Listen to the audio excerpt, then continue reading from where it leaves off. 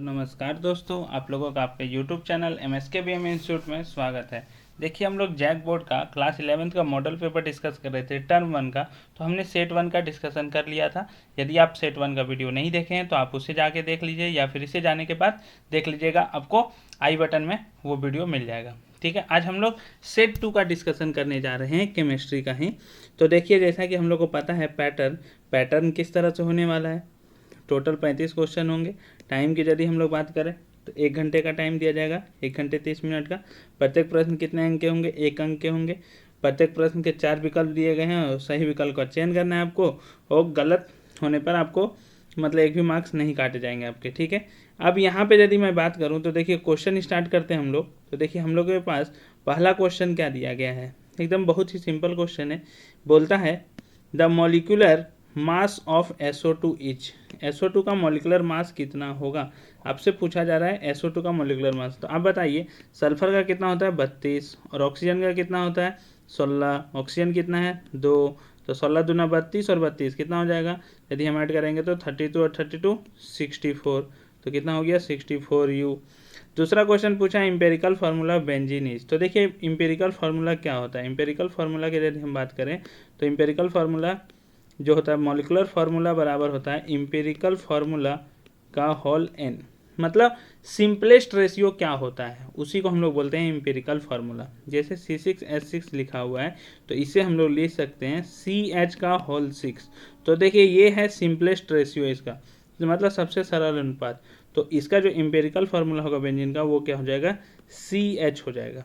क्या हो जाएगा? CH, C number option.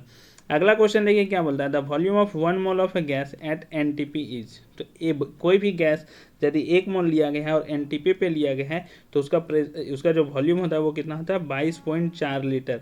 मैं NTP पे यदि नॉर्मल टेम्परेचर प्रेशर की बात करूँ तो प्रेशर कितना होगा? 1 atm, और टेम्परेचर कितना होगा? 273 केल्विन। तो उसमें कितना हो जाएगा? 22.4 लीटर। ठीक है, अब हम लोग देखते हैं अगले क्वेश्चन की ओर। तो देखिए, अगला क्वेश्चन है हम लोग के पास, क्या बोलता है, एक सिंपल क्वेश्चन। इसमें हम लोग देखें तो बोलता है the number of moles of solute present in 1 litre of solution, moles per litre. तो ये हमें क्या बताता है? यदि हम लोग बात करें तो मोल्स पर लीटर क्या होता है? मोलारिटी। ठीक है, मोलारिटी, इसको हम लोग कैपिटल M बोलते हैं। जो नीचे लिखा हुआ मोलालिटी है, मोलालिटी स्मॉल m है। इसमें याद रखिएगा, मोल्स पर केजी सॉल्वेंट होता है। क्या होता है? सॉल्वेंट होता है, मोल्स पर केजी। ठीक है, नॉर्मलिटी क्या होता है? मोलारिटी इंटू n फैक्टर, ये ऊपर वाला होता है हम लोग का। अब हम लोग अगले क्वेश्चन की ओर आगे बढ़ते हैं। तो देखिए, अगला क्वेश्चन क्या दिया गया, विच of the following does not changes with temperature, with change in temperature.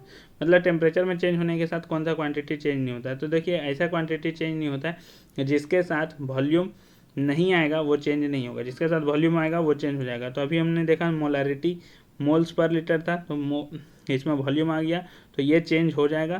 तो ये आपका आंसर नहीं है। मोलालिटी, इसमें केजी लिखा हुआ था तो ये आपका आंसर हो जाएगा। नॉर्मलिटी में मैंने कहा था ही मोलारिटी इंटू n फैक्टर होता है, तो मोलारिटी आया तो ये भी चेंज हो जाएगा। तो आपका आंसर क्या हो जाएगा? मोलालिटी। कौन चेंज नहीं होने वाला है? मोलालिटी चेंज नहीं होने वाला नहीं है।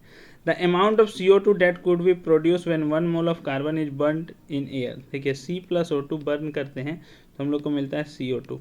1 मोल लिया गया है कार्बन। तो आप सोचिए, इस रेशियो को, इसको यदि हम देखें तो ये बैलेंस केमिकल इक्वेशन है।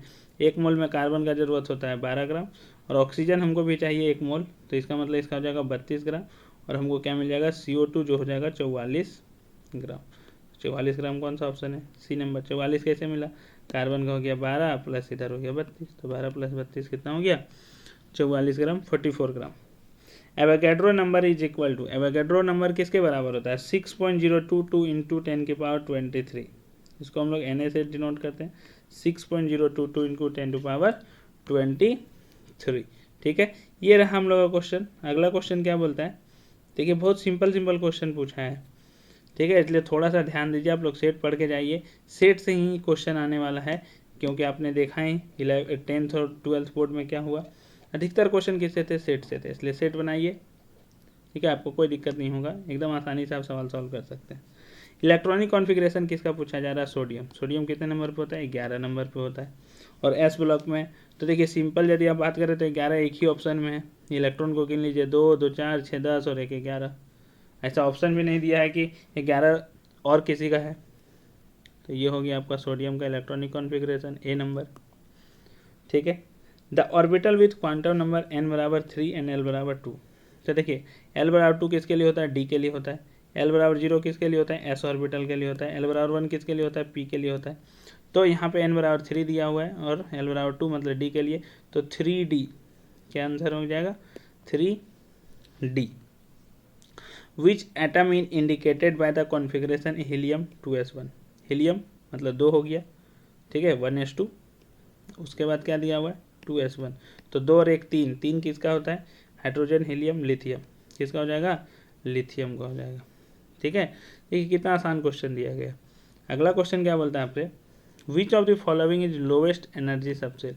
तो देखिए लोवेस्ट एनर्जी सबसेल कैसे पता करते हैं, तो सबसे पहले तो आप n+l रूल लगाइए, n और l का सम निकालिए। ठीक है, जैसा कि अभी मैंने कहा कि l बराबर 0 किसके लिए होता है, s के लिए, l बराबर 1 किसके लिए होता है, p के लिए, और l बराबर 2 किसके लिए हो जाएगा, d के लिए। तो देखिए 3d लिखा हुआ है, तो 3 के लिए हो गया n, 3 हो गया, प्लस d के लिए हो गया l कितना 2, तो 3 + 2 हुआ 5। यहाँ पे कितना हो जाएगा 4 प्लस s के लिए कितना है 0, तो हो जाएगा 4। n+l रूल निकाल रहा हूँ मैं, ध्यान में रखिएगा, n+l का वैल्यू हम लोग निकालने की कोशिश कर रहे हैं। तो यहाँ पे क्या हो जाएगा हम लोग का, देखिए इसका हो जाएगा 4 प्लस p के लिए l कितना होता है 1, तो 4 + 1 हो गया 5। यहाँ पे 5 की यदि हम बात करें तो 5 प्लस s के लिए हो गया 0, 5 + 0 5। तो देखिए n+l जिसका सबसे कम होगा, n+l जिसका सबसे कम होगा उसका एनर्जी सबसे कम होगा। तो यहाँ पे क्या आंसर जाएगा 4s, क्या जाएगा 4s। मैं आपको ये भी बता देता हूँ कि यदि n+l सेम हो जाता है तो हम किसका एनर्जी ज़्यादा बोलेंगे और किसका एनर्जी कम बोलेंगे। जिसका n ज़्यादा उसका एनर्जी भी ज़्यादा, जिसका n कम उसका एनर्जी कम। ठीक है, याद रख लीजिएगा। अगला क्वेश्चन क्या बोलता है, how many protons are present in magnesium. Magnesium atomic number कितना होता है 12। तो जितना एटॉमिक नंबर है उतना ही प्रोटॉन्स होगा, तो 12 है तो 12 क्या हो जाएगा, प्रोटॉन भी हो जाएगा। न्यूट्रॉन पूछा रहता तो मास नंबर में से एटॉमिक नंबर को घटा देते, तो न्यूट्रॉन 24 - 12 12 हो जाता। द बोर्स और radius of first orbit of hydrogen atom is, ये कितना हो जाएगा 0.529 एंगस्ट्रॉम। क्यों होगा, क्योंकि हम लोग का जो फॉर्मूला है वो है 0.529 n² / z एंगस्ट्रॉम। तो फर्स्ट ऑर्बिट बोला है तो n को हम 1 रख देंगे, और हाइड्रोजन के लिए बोला है तो z को 1 रख देंगे, तो आ जाएगा 0.529 एंगस्ट्रॉम। ठीक है। देखिए कितना आसान क्वेश्चन है। अब वीडियो में बने रहिए, आपको आसानी से समझ में आता जाएगा कि इसमें क्या करना है और क्या नहीं करना है। ठीक, अब देखिए अगला क्वेश्चन क्या है, the wavelength of the radio wave having frequency 3 megahertz.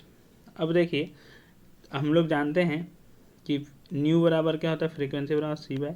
हमसे पूछ रहा है क्या, वेवलेंथ मतलब लेमडा, तो लेमडा बराबर क्या हो जाएगा c/न्यू। c क्या होता है 3 × 10⁸ मीटर पर सेकेंड।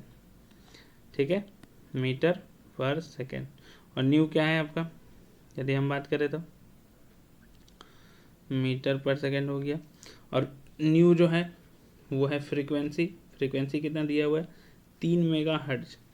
तो 3 मेगाहर्ट्ज को यदि हम लोग चेंज करेंगे तो मेगा मतलब क्या होता है 3 × 10⁶। ठीक, इतना हर्ट्ज हो गया, ये और ही ख़त्म हो जाएगा। ये यदि हम बात करें तो यूनिट में 3 का टेबल से 3 से 3 कट गया, 10 के बाद 6 से, यहाँ 10 के बाद 8 में बचेगा 10 के बाद 2, कितना जाएगा 100 मीटर। कैंसर हो जाएगा 100 मीटर। ए नंबर ऑप्शन हो जाएगा आपका। ठीक है।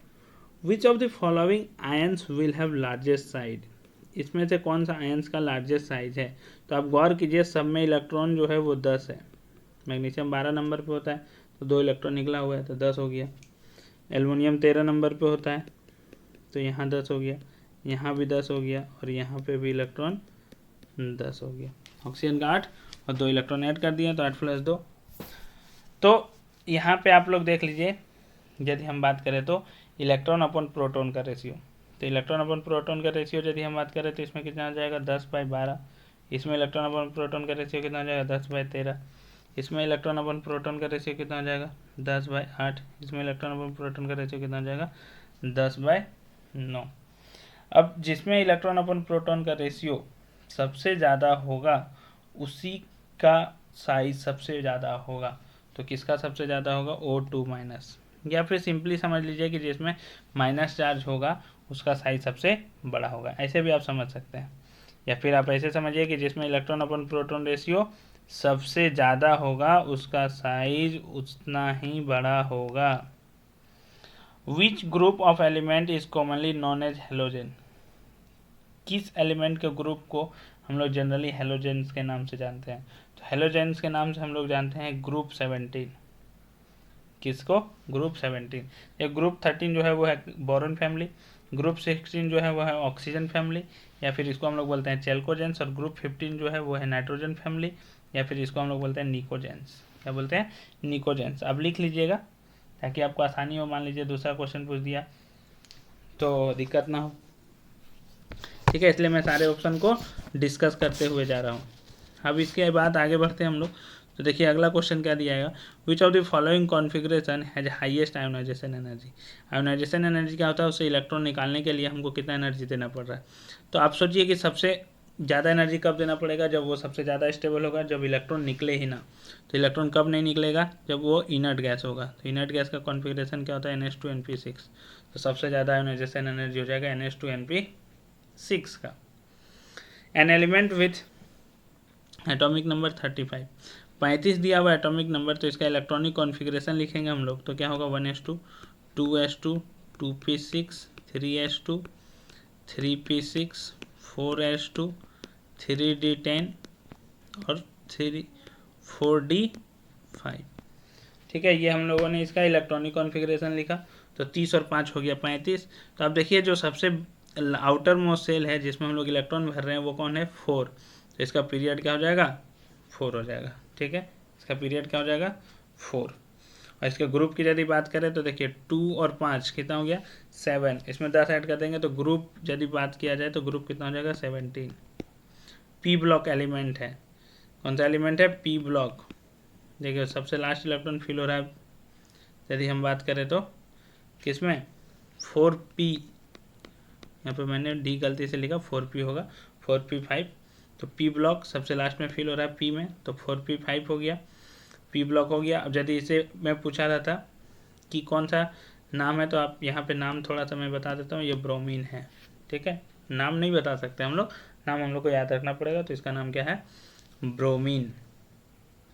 ठीक है, इस तरह से हम लोग ध्यान में रख सकते हैं। या फिर आप ऐसे ध्यान में रख लीजिए, यदि आप 10 तक पढ़े होंगे तो 2 8 8 18 18, तो देखिए 2 और 8 हो गया 10, 10 और 8 हो गया 18, 18 36, तो 35 ही है। तो कितना सेल हो गया यदि हम बात करें तो, मतलब तो कितना पीरियड हो जाएगा, 1 2 3 4। तो इसका पीरियड हो जाएगा 4। Which of the following has highest electronegativity. तो पूरा पीरियोडिक टेबल में सबसे ज़्यादा इलेक्ट्रोनेगेटिविटी यदि किसी का है तो वो है फ्लोरीन। फ्लोरीन के बाद यदि किसी का है तो वो है ऑक्सीजन। ऑक्सीजन के बाद यदि किसी का है तो वो है, यदि हम बात करें तो नाइट्रोजन। और ये क्लोरीन लगभग में सेम उसी तरह का है। तो सबसे ज़्यादा किसका हो गया, फ्लोरीन का। ठीक है, ध्यान में रखिएगा।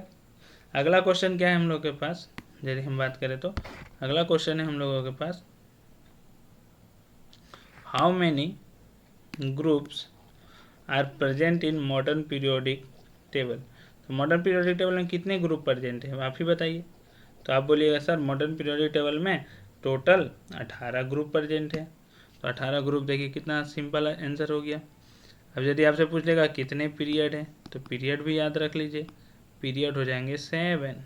कितने पीरियड हो जाएंगे, 7 पीरियड और 18 ग्रुप।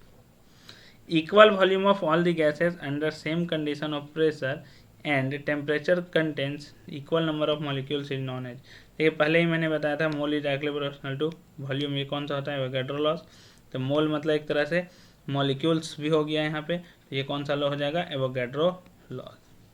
चार्ल्स लॉ में क्या होता है, V is directly proportional to T होता है। बॉयल्स लॉ में क्या होता है, P is inversely proportional to भी होता है। जिसको नहीं पता हो ध्यान में रखिए। लेकिन इस क्वेश्चन का जो आंसर है वो क्या है, एवोगैड्रोस लॉ। क्या है, एवोगैड्रो लॉ। अब अगला क्वेश्चन जो है हम लोग के पास, देखिए वो क्या है। अगला क्वेश्चन है पीवी बराबर एनआरटी कौन शो करता है। तो पीवी बराबर एनआरटी कौन शो करता है, आइडियल गैस इक्वेशन है तो आइडियल शो करेगा। ठीक है, the numerical value of gas constant R depends on. तो देखिए आर किस पे डिपेंड करता है। तो यदि हम बात करें वो यूनिट पे डिपेंड करता है। किस पे डिपेंड करता है, यूनिट पे। किसके लिए, प्रेशर के लिए, टेम्परेचर के लिए और वॉल्यूम के लिए हमने कौन सा यूनिट यूज किया, उसके अकॉर्डिंगली कांस्टेंट जो वैल्यू है आर वो चेंज होते रहता है। तो इसका डी नंबर ऑप्शन हो जाएगा, द यूनिट्स ऑफ मेजरमेंट। अगला क्वेश्चन क्या है, a gas which obeys gas law at all ranges of यदि हम बात करें तो temperature and pressure, at all ranges of temperature and pressure. ऐसा कौन सा गैस है जो हर टेम्परेचर और प्रेशर पे गैस लॉ को वैलिड करता है, ओबे करता है। तो एक ही गैस है जिसको हम लोग बोलते हैं आइडियल गैस। इसका भी आंसर क्या हो जाएगा, आइडियल गैस। अगला क्वेश्चन है हम लोग के पास, for n mole of real gas the van der Waals equation is. N moles के लिए क्या होता है, P plus n square by V square into V minus n b बराबर एन आर टी। ये है हमारा रियल गैस इक्वेशन जो वंडर वॉल के द्वारा दिया गया था। P plus n square divided by V square into V minus n b बराबर एन आर टी। ठीक है, ये हम लोग का है van der Waals equation, real gas equation. अगला क्वेश्चन क्या बोलता है, what will be the minimum pressure required to compress. देखिए वॉल्यूम दिया हुआ है, V1 दिया हुआ है 500 डेसीमीटर क्यूब, प्रेशर दिया हुआ है 1 बार, इसको घटा के कितना कर देना है 200 वॉल्यूम। तो V2 दिया हुआ है आपके पास 200 डेसीमीटर क्यूब और आपको P2 पूछ रहा है कितना होगा, कम से कम कितना होगा। तो P1 V1 बराबर P2 V2 लगा देते हैं। तो P1 इंटू V1 बराबर P2 इंटू V2 लगाएंगे तो हमको P2 चाहिए। तो 500 गुना 1 डिवाइडेड हो जाएगा 200 बराबर हो जाएगा P2, 20 कट गया तो P2 बराबर आ गया 2.5 बार। देखिए P2 हो गया 2.5 बार, कौन सा ऑप्शन, बी नंबर ऑप्शन इसका सही आंसर हो जाएगा। समझ में आया। अब हम लोग आगे बढ़ते हैं, V बाई टी बराबर कांस्टेंट। तो देखिए अभी मैंने बताया था कि V is directly proportional to T, किसका लॉ है, चार्ल्स लॉ। तो V बाई टी बराबर कांस्टेंट किसका हो जाएगा, देखिए यहाँ पे V बाई टी बराबर क्या हो जाएगा, कांस्टेंट। तो कौन सा लॉ हो गया, चार्ल्स लॉ। बॉयल्स लॉ हमने बता दिया, एवोगैड्रो लॉस भी डिस्कस कर लिया। Which element will show diagonal relationship with beryllium. Beryllium के साथ कौन डायगोनल रिलेशनशिप शो करता है। तो इसका आंसर तो एल्युमिनियम है, लेकिन मैं इसके साथ और बता देता हूँ कि कौन किसके साथ डायगोनल रिलेशनशिप शो करता है। इसको भी आप ध्यान रख लीजिए, लिथियम, बेरिलियम, बोरॉन, कार्बन, फिर सोडियम, मैग्नीशियम, एल्युमिनियम और सिलिकॉन। तो देखिए यहाँ पे कौन कौन डायगोनल रिलेशनशिप में है, लिथियम और मैग्नीशियम, बेरिलियम और एल्युमिनियम, बोरॉन और सिलिकॉन। तो किसी और से भी पूछेगा तो आप इसको भी आसानी से बता सकते हैं। ठीक है, which of the following is an amphoteric hydroxide. इसमें से कौन एम्फोटेरिक हाइड्रोक्साइड है। तो देखिए LiOH, सोडियम, NaOH, CaOH का हॉल्ट है, ये सब जितने भी हैं सब क्या है, बेसिक ऑक्साइड है। एम्फोटेरिक इसमें से कौन है, BeOH का हॉल्ट वाइज। आपके पास BeOH का हॉल्ट वाइज बेरिलियम कहीं पे भी यदि मिलता है तो ध्यान में रखिएगा कैसा हाइड्रोक्साइड है, एम्फोटेरिक हाइड्रोक्साइड है। ठीक है, अब देखिए अगला क्वेश्चन क्या बोलता है हम लोग के पास कि the basic strength of which hydroxide is maximum. किस हाइड्रोक्साइड का बेसिक स्ट्रेंथ क्या होता है, ज़्यादा होता है। तो देखिए किसका ज़्यादा होता है, तो मैं बेसिक स्ट्रेंथ के बारे में थोड़ा सा बता देता हूँ कि पीरियोडिक टेबल में मैं यदि टॉप टू बॉटम आता हूँ तो बेसिक स्ट्रेंथ क्या होगा, इंक्रीज करता है। बेसिक स्ट्रेंथ क्या होता है, इंक्रीज करता है। ठीक है, टॉप टू बॉटम आने पे, इसका मतलब है टॉप टू बॉटम। और यदि हम बात करें लेफ़्ट टू राइट जाने पे, तो left to right basic strength क्या होता है, यदि हम लोग बात करें तो बेसिक स्ट्रेंथ होता है डिक्रीज। तो यहाँ पे ऑप्शन में दिया हुआ है लिथियम, सोडियम, पोटेशियम, उसके बाद यदि हम बात करें तो पोटेशियम के बाद ही आता है कैल्शियम। ठीक है, तो यहाँ पे देखिए इधर से इधर आए तो क्या हुआ, बढ़ा, और इधर से इधर आए तो घटा। तो सबसे ज़्यादा किसका हुआ, पोटेशियम KOH का। तो कौन होगा सबसे ज़्यादा, KOH, डी नंबर ऑप्शन। अगला क्वेश्चन है outer electronic configuration of S block element. तो एस ब्लॉक एलिमेंट में देखिए NS1 भी होता है और NS2 भी होता है, इसका मतलब NS1 से लेकर 2 तक होगा। तो सी नंबर आपका ऑप्शन हो जाएगा सही, कौन सा हो जाएगा, सी नंबर। देखिए अगला IUPAC नेमिंग बोला है, तो क्या बोला है, देखिए CH3 है, फिर क्या है CH2, फिर क्या है CH2, फिर देखिए यहाँ पे CH2 के बाद क्या है CH, यहाँ पे Cl लगा हुआ है, और उसके बाद है CHO। ठीक है, CHO, तो एल्डिहाइड है। इसका IUPAC नेमिंग लिखना हम लोग स्टार्ट करेंगे तो किधर से करेंगे आप ही बताइए। तो इधर से स्टार्ट करें हम लोग, एल्डिहाइड से 1 2 3 4 5। तो 2 पे क्या लगा हुआ है, क्लोरो, 2 पे क्या लगा हुआ है, क्लोरो। ठीक है, तो 2 क्लोरो हो गया। 5 कार्बन है तो क्या बोलते हैं उसको, पेंट। अब यहाँ पे देखिए ये एल्डिहाइड ग्रुप है, तो एल्डिहाइड ग्रुप के लिए हम लोग क्या यूज करते हैं, अल यूज करते हैं। तो 2 क्लोरो पेंटे अल हो जाएगा। ठीक है, पेंटेन अल। तो ये हो गया आपका 2 chloro pentanal, B number option.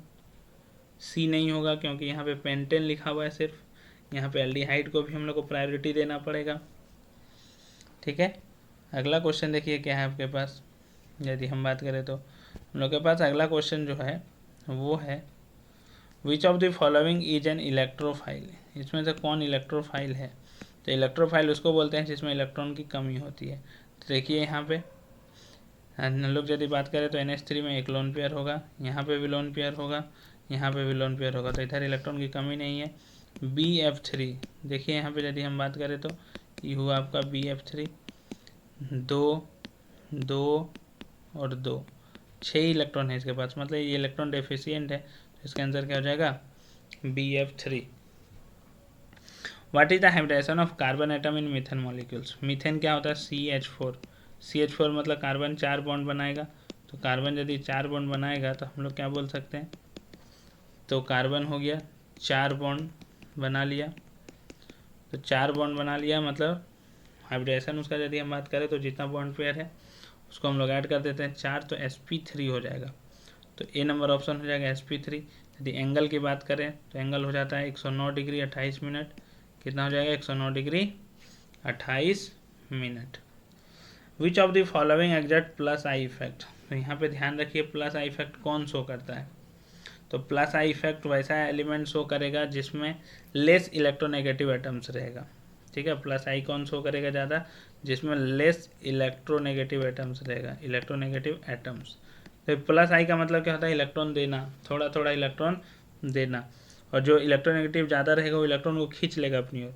इसलिए प्लस आई किसको बोलेंगे, जिसमें कम इलेक्ट्रोनेगेटिव एटम्स जुड़ा हुआ रहे। तो देखिए यहाँ नाइट्रोजन है, यहाँ नाइट्रोजन है, यहाँ क्लोरीन है, सबका इलेक्ट्रोनेगेटिव क्या है, ज़्यादा है। तो यहाँ पे एक ही ऑप्शन दिख रहा है जो प्लस आई इफेक्ट शो करेगा, वो कौन है, CH3। कौन सा हो गया, CH3। ठीक है, इस तरह से हम लोगों ने यहाँ पर सेट 2 का भी सारा क्वेश्चन को डिस्कस कर लिया है। अब हम लोग मिलेंगे अगले वीडियो में सेट 3 के क्वेश्चन के साथ। ठीक है, आपको ये वीडियो कैसा लगा आप हमें कमेंट करके बताएं, और अपने दोस्तों के साथ ज़्यादा से ज़्यादा शेयर करें ताकि उन्हें भी इसका लाभ मिल सके। ठीक है, आप यदि चैनल में नए हैं तो सब्सक्राइब करना ना भूलें, और चैनल को लाइक भी करें। ठीक है, और ज़्यादा से ज़्यादा शेयर करें, और कमेंट करके माध्यम से बताएं कि आपको ये वीडियो कैसा लगा। हम लोग फिर मिलेंगे अगले वीडियो में, तब तक के लिए धन्यवाद।